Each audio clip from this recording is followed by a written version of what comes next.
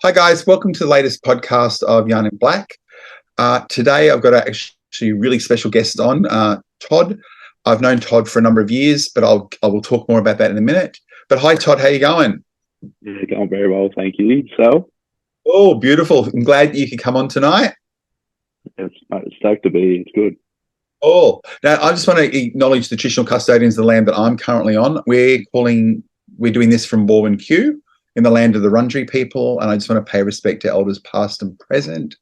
I want to acknowledge any lands where viewers are coming from, just to pay respect to elders past and present, and any Aboriginal people who have joined us today, and also acknowledge you, Todd, as well. So, to start off, tell us a little bit about yourself. Who are you? Where you're from? Name's Todd Garner. Live in the Yarra Valley. Grew up in the Yarra Valley. I'm 23 in March. So, yeah, getting through. I'm an electrical apprentice, doing a Sparky apprenticeship. So, really enjoying that. It's been good. That's me. Yeah, no, that's cool. Now, I met you probably, what year level were you in when I met you? Yeah. I would have been maybe year 10, I reckon. 10? Yeah. So for viewers that don't know, Todd was in one of my mentoring groups at Scotch College, where I'm still doing work, but he would have been year 10. I'm just trying to work out what year that was. That would have been 2017, I reckon. 17. Yeah. Yeah. And we'll link viewers to an earlier video of you a little bit later. And I won't play it now because I don't want to shame you right when you're here, but they can watch it a bit later. But I just wanted to catch up with you and see what you've been doing, what's been happening. You actually went to Scotch College. So tell us a little bit about your experience at Scotch College. I was lucky enough to get a scholarship to Scotch. My brother and I both got Indigenous scholarships there. So, yeah, really lucky to be able to have that opportunity. Loved every bit of it. Went into boarding school for a bit. Loved that to bits as well. The people I've met, the education I got, it was, an unreal experience for me. And I'm really grateful and appreciate everybody around that community that helped me through the last few years of my school. And, it was a great honour being able to go there. So you arrived in year 10, didn't you? Yeah. Where were you before you came to Scotch? I was at Mount Lilydale Mercy College out here in Lilydale, yeah. Yeah. And what was it like, because you obviously weren't boarding there, what was it like having to leave home and actually go to boarding school? Yeah, well, for the first 2 years I was at Scotch, I caught the train in every day. So got on a train at 7 o'clock in the morning and then trekked into Hawthorn. So it took a while. It was a big commitment. And then moved into the boarding house when I was in year 12. So already had made some connections with boys there. Obviously, all the other Indigenous boys that were at the school boarding knew all of them. And through the first 2 years of my school, met some of the other boarders. So my transition from being a day boy to going to boarding school was, it was pretty easy for me. It was a change, definitely, not having mum and dad around, but it was a good change. Like, I really enjoyed it and put me out of my comfort zone. So, loved every bit of it. Yeah.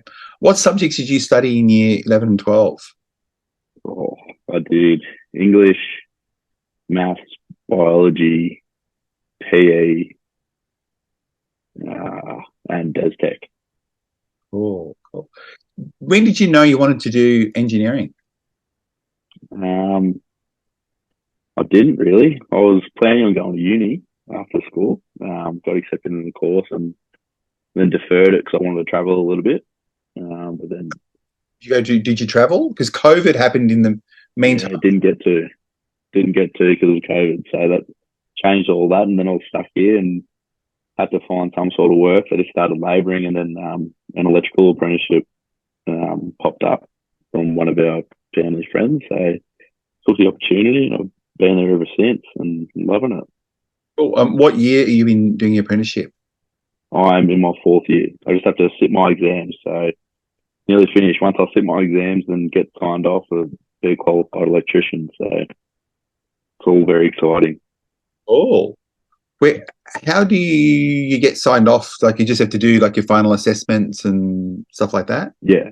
Yeah. So you go through 3 years of trade school, and then you are on the tools for about 4 years.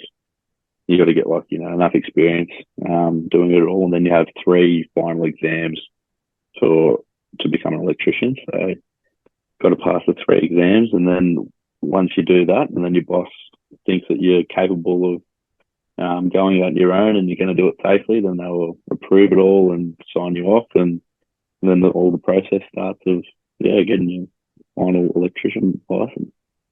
Oh, and what's the process of getting an electrician license? So just all that, the exams and stuff. And then it just goes through to Energy Safe Victoria in Victoria. And then they collect all the data, all the documents that you need, and they send out a nice little silver card that says you're an approved electrician. So can't wait to get one of those in the mail. So congratulations, because you're actually nearly there. Yeah. Very close. Yeah. And what do you want to do after the apprenticeship? Are you going to still be with the same employer? Are you going to go on your own, or? At the moment, plan is to stay with my employer. So we're looking exciting the business. It's a very young company, so they started a couple months before I started my apprenticeship. So so very, very early, and everything's just looking up. So it's very exciting times. Yeah. Is it dangerous to be an electrician? Like, tell us. Scary. Like, you know me really well, and I'm pretty clumsy. I would not be a good electrician. I'd electrocute. It's scary. Is it? Like, yeah, sometimes. Like, this is like, you just never know. I mean, it's not scary because we're doing it every day. So, but like initially, you're playing with electricity, and if you do something wrong, or it could be the end of everything. So you got to be really careful and take all the time and all the safety precautions, and make sure you're doing everything to the book safely, and then you're fine. So once you do it all that and get the experience, then it's good. Yeah. So at school, you did a lot of cultural activities with some of the Aboriginal boys. How culturally linked are you now as a young man? Well, to my mob, not overly, because I haven't been up there. So I've got a lot of family down here. Grandma lives next door, where the Aboriginal comes from in my family. But our tribe is up at Mara, so just up in Arnhem Land. So it's a long way from here in the Yarra Valley. I haven't been up there yet, so really need to get up there and connect more to my land. I think it'd be a great experience, and we're planning a trip soon, whether it's next year or the year after, of going up there with all the family, going and experiencing it all, and meet all the other relatives up there. So, that's one thing I'm looking forward to with it, and getting to know more. But I'm always around Indigenous people, whether it's family or other friends. I'm still connected that way. So you're still connected to any of the boys from Scotch? Yeah, I see quite a few of them, quite a bit. So it's good. I was just out with Jono the other weekend, actually. Yeah. Good to see him. And then another boy who, I don't know if you met him, Lewin. Did you meet Lewin? I think he was in a year older than Great. Was he in your brother's year? No, he was in my year, but I think he might have left before you came out. Okay, maybe, yeah. Yeah. So I play footy with him now out at my local club. So it's another boy that I met through Scotch, and I met him previously, but really met him through Scotch, and so still connected to heaps of the boys. Talk to heaps of them all the time, so it's good. Yeah. So at Scotch, there was always a football culture there.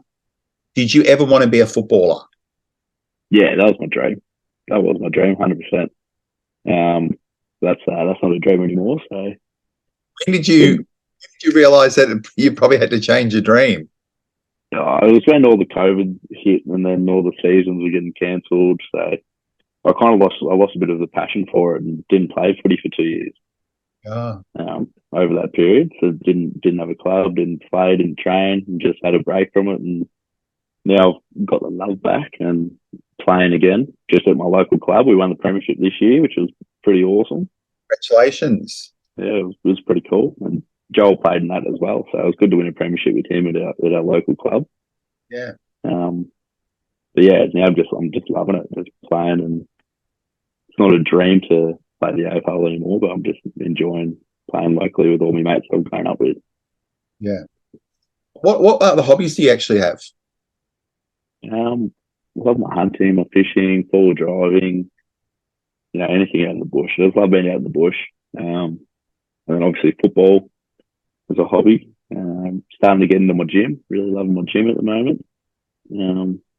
Yeah, that's me really. Yeah. What's I know you're like now being in the workforce now. When when anyone asks you, like, do you tell people you're Aboriginal, and if you do, what's the reaction that you often get? Oh, everyone just questions it. They're always like, "Oh, really? No way." They're like, "You're not dark. You're blue eyes. How can you be Aboriginal?" So I get that quite a bit. And I'm just like, "Oh, well, How do you you not can think that." But pardon? normally handle that? No, I just go like, "Oh, righto, no worries. I can prove it if you really need me to." But I know I am, so that's all that really matters. Yeah.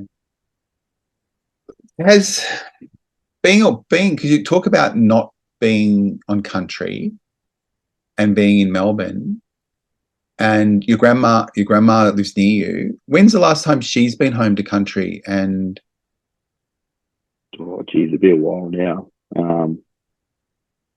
I actually have no idea. I'll have to go back and ask her and figure that out.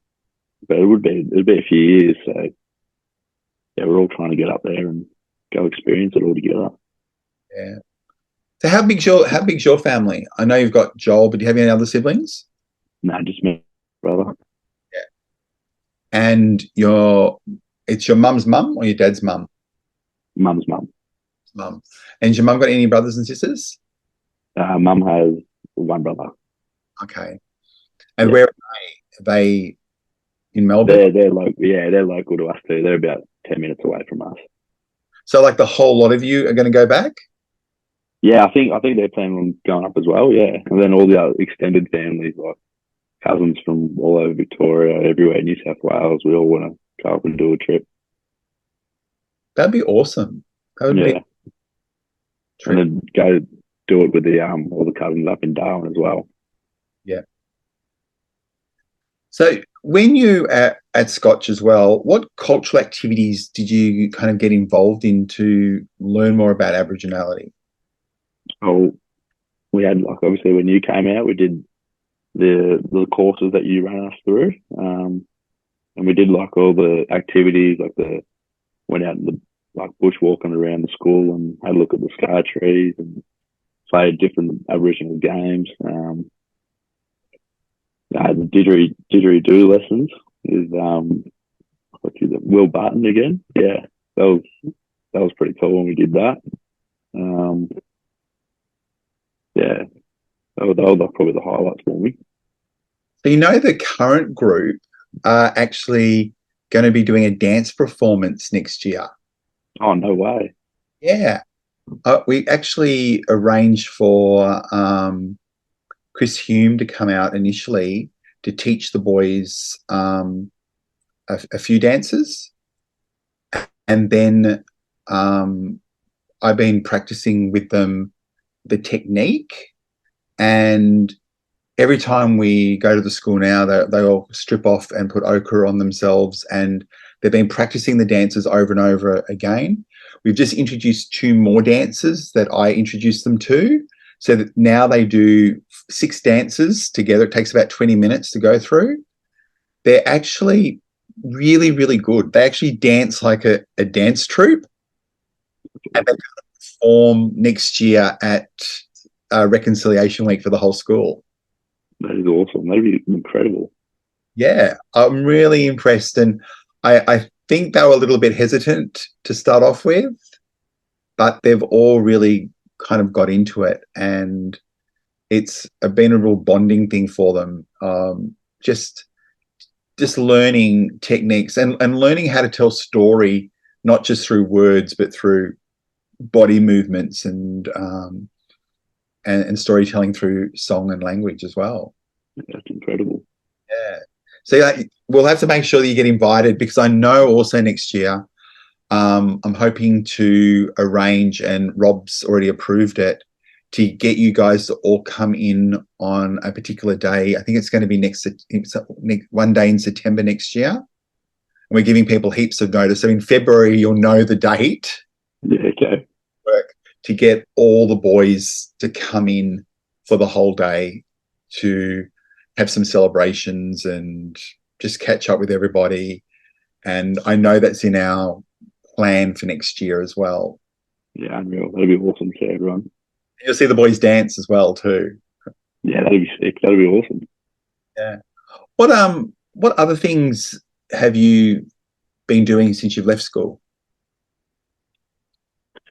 Oh, not a heap really. Just working. Worked on the work apprenticeship. Few holidays. Went up to Malumboy last year. Yeah. So that was pretty cool, going up there for a little fishing trip. I don't know where that is. That's way up in Northern Territory. Kind of right on the top, basically. Yeah, right the point, Cape Arnhem, right up on the point. Yeah. So yeah, that was pretty cool. When you went up there, you didn't go home. You didn't go back to your own country while you're up there. No, we didn't. Yeah. How far is your country from Malumboy? Oh, geez, it'd be a good couple hundred k's. Yeah. Yeah. All off road tracks, and it was pretty gnarly up there the time we went up. So the tracks weren't the nicest, so we just went straight up to the point. Yeah. What does reconciliation mean to you? Yeah, well, it's a tough one, that, to be honest. Like, it's a very broad topic. I guess just the acknowledgement. Acknowledgement of the past, and being able to move through it together would be my ideal definition of reconciliation.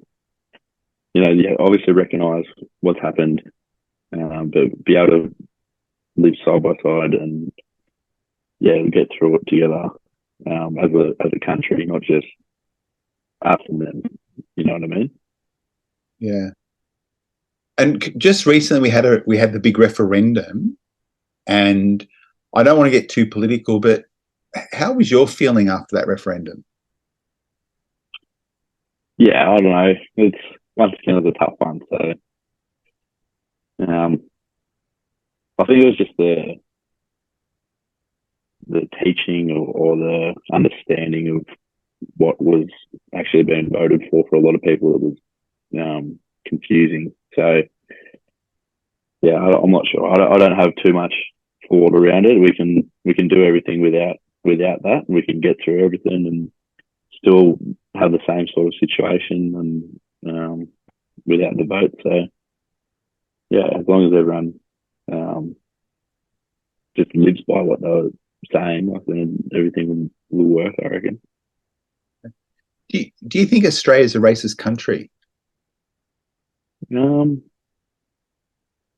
Overall, no. There's aspects that it can be. Like you hear in everyday conversation, or to everybody, all different colours, different races. Yeah, there's a little bit. So I guess by saying that, then yes, a little bit, but I don't know, not overly, not over the top, in my opinion. Yeah. Is there anything you'd like to change in Aboriginal, not history, but in Aboriginal? If I gave you a magic wand and said, and a packet full of money, and said, if you could change anything in Aboriginal affairs in Australia, what would you want to change? Just the way that everything was handled when, obviously the whites landed and then the colonisation and everything. It'd be pretty cool to be able to go back and just make everyone live side by side, and obviously welcome the white people in, and then they're happy to be with us, and live with us side by side, live our way, so we can still experience the culture that has been going on for thousands and thousands of years. So it'd be, yeah, if I could do that, that'd be pretty cool. Like, be able to still maintain all the, hunting, gathering, all the different techniques that our people used back in the day. It'd be pretty cool, yeah, to harness that. If you take back the knowledge you've got now as an electrician, you might be able to create create something a lot earlier than when we really got it as well. 100%. So going back to your electrician job, what if someone wanted to get into a trade, because that's something schools don't normally promote, is it, trades? Yeah, some schools do. I've found some schools do, definitely. But obviously, if you're at school, they want to give you the best education you can to go on to, utilize that teaching and what you're learning into other jobs first. And then, always for me, I've always known that through either teaching from the teachers or my parents, that if you're not enjoying that, there's always a trade to fall back on that you can love.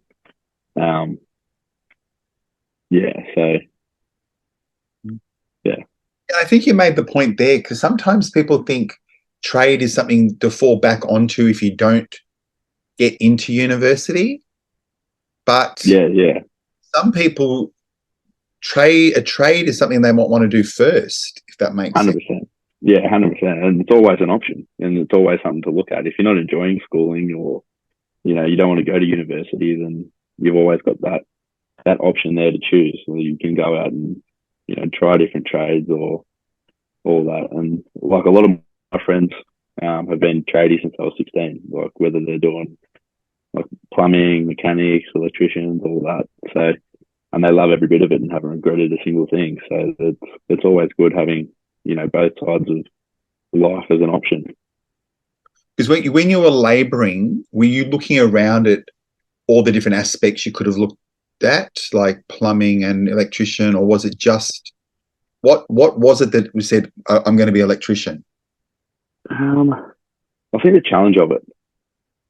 You've always got to be on your toes, and you've always got to be thinking. You got to use your mind every day, because if you don't, you do something right, there's a chance that you die or somebody else could die from your mistake. So I think the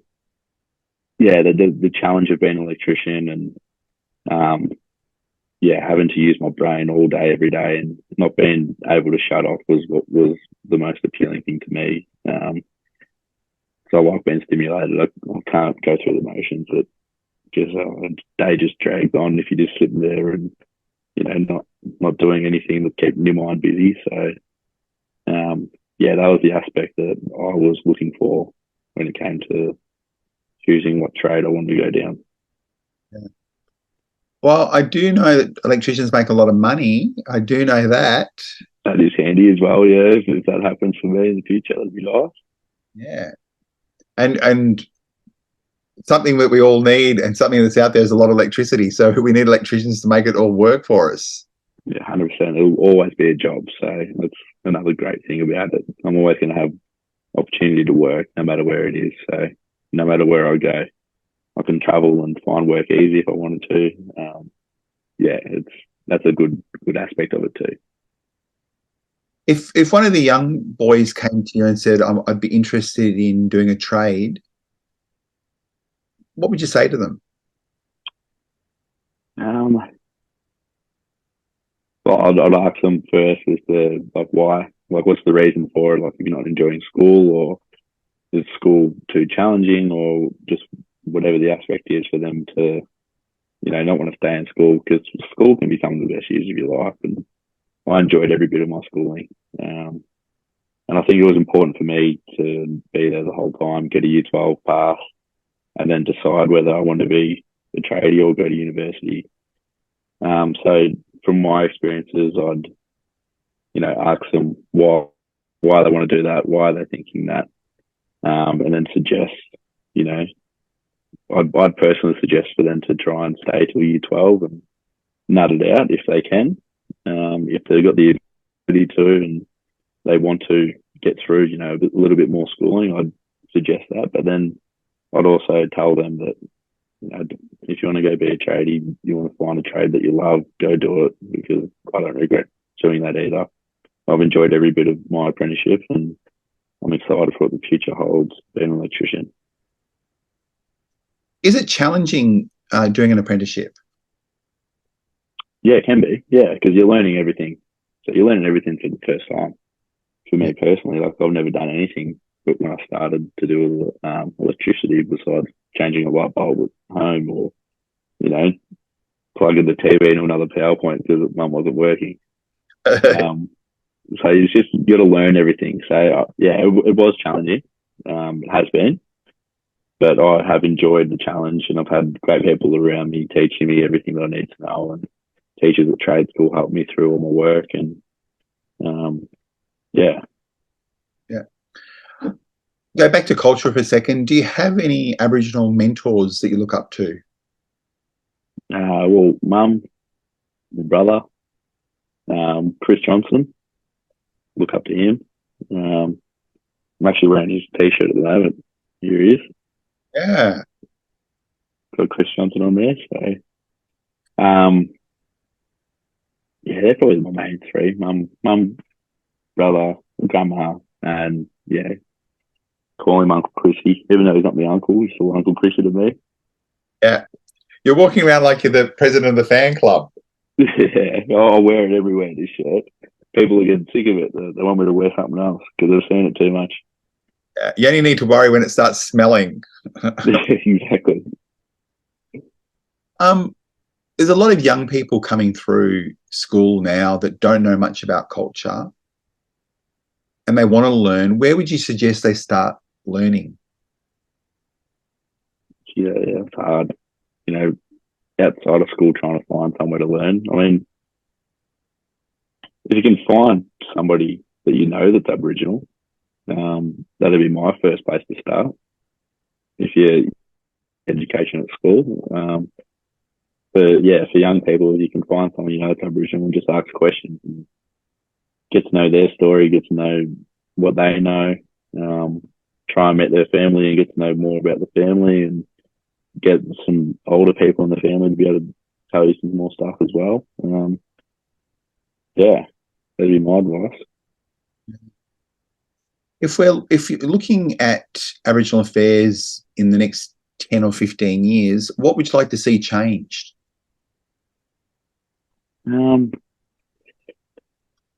Just being formally recognised, I guess. I mean, I've had a pretty good experience being Aboriginal. I've never really had any backlash or racism towards me, so I can't really speak personally of bad things or what you hear about and all that. So, That's all right. That's cool. Got a couple of just final questions for you, and the next one is I forgot what it was. Oh my God, I've been doing so well the last couple of days. I've just gone straight through all the questions. Now maybe I just need another drink. Hold on. Another sip. What's something that you would like our listeners to walk away with from our conversations today? Ooh. I think looking at me that, I don't have the darkest skin, I've got blue eyes, that all Aboriginal people are different the way they look, and without knowing, without asking, you'll never find out. Take that away, that'd be pretty cool.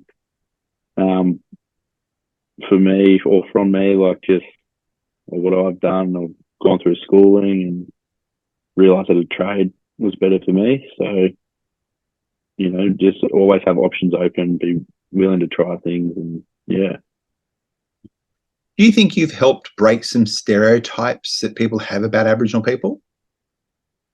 Oh, I'd hope so. A little bit, just letting people realise that, when I tell them and they're a bit shocked that I am Aboriginal, it's pretty cool to see them be like, oh, like, wow, like I didn't realise that, you know, we all come in different shades and colours. So it's yeah, it's nice being able to do that and then get a good response from that. Yeah, and I guess getting through schooling, you know, you always get a bad rap about Aboriginal people, Aboriginal kids, you know, not going to school. Or I'm glad that I was able to, you know, make it through year 12, and a lot of people around me make it through year 12 with me, which I think is pretty cool. And I hope that, like, it's changed the people around us, their perspective, and you know, we're all different, but we're all the same. Yeah. Well, I know we're running out of time, but I do want to say thank you for joining us tonight or this afternoon on this podcast. I also want to say I'm very proud of you, from the year 10 boy that I first met to the man you've actually become. So I am very proud of you, and I just want to say how much I really do care and love about you. Thanks, brother. I appreciate you. You know, everything you did for us at school was awesome, and so glad we've been able to catch up over this chat. And yeah, it'll be good to see you. Hopefully in the near future. We'll catch up in the new year. So, guys, I want to say thanks for Todd for joining us, and I'll see you guys at the next podcast. So, see you, Todd. See you, everyone. See ya.